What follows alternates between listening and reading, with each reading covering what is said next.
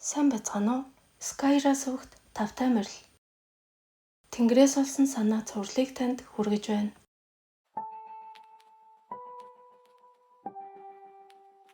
Өнөөдрийн сэдэв.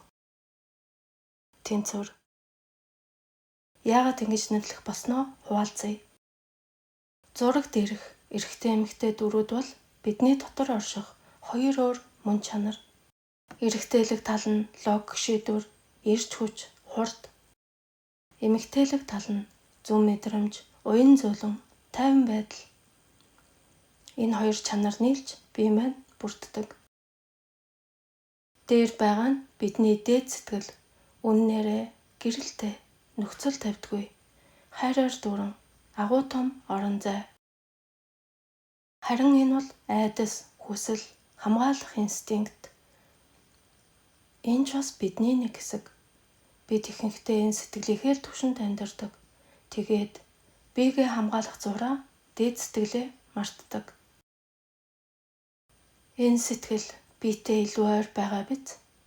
Бид аль хэдийн ийшээ хараад татчихсан.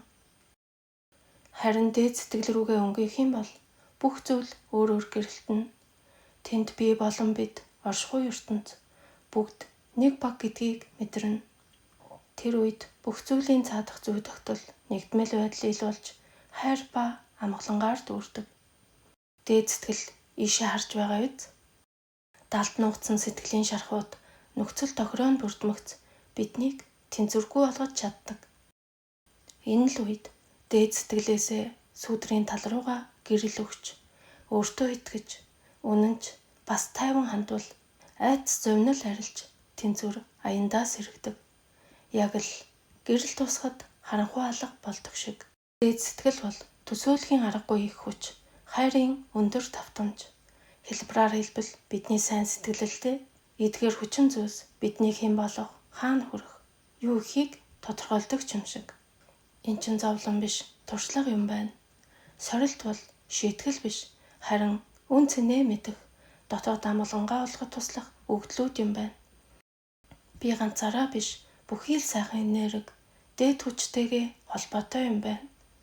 Айдастайгаа нүүр тулах нь зүгтгаас илүү эрх чөлөө юм байна. ертөнц үнэхээр өгөөмөр, биднийг дэмжих зүй тогтолтой байдаг юм байна. Аливаа гацалтууд нь сурч мэдэх, өөрчлөх зүйл байгааг илэрхийлдэг дохио юм байна гэдэг ч юм уу. Нэг л мэдхэд бид хорвоо ертөнцөөс суралцаж, дотоод гадаад эрэл хайгуулыг хийж байдаг. Гадаад амьдралдаа мөнгө хуримтлуулдаг шиг, дотоод амьдралдаа гэрэл цуглуулдаг юм шиг.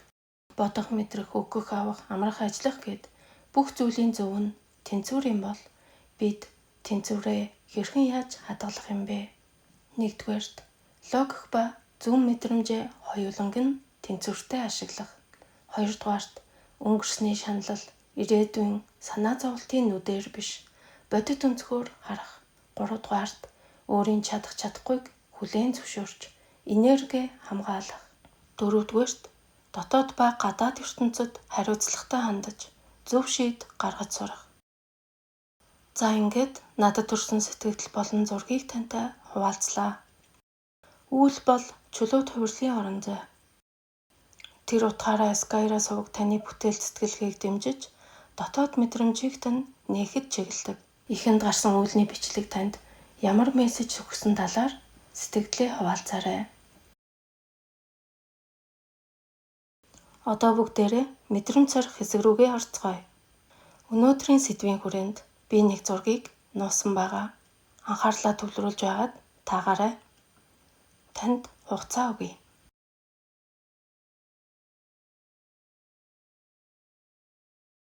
Ингээд зургаа харуулъя.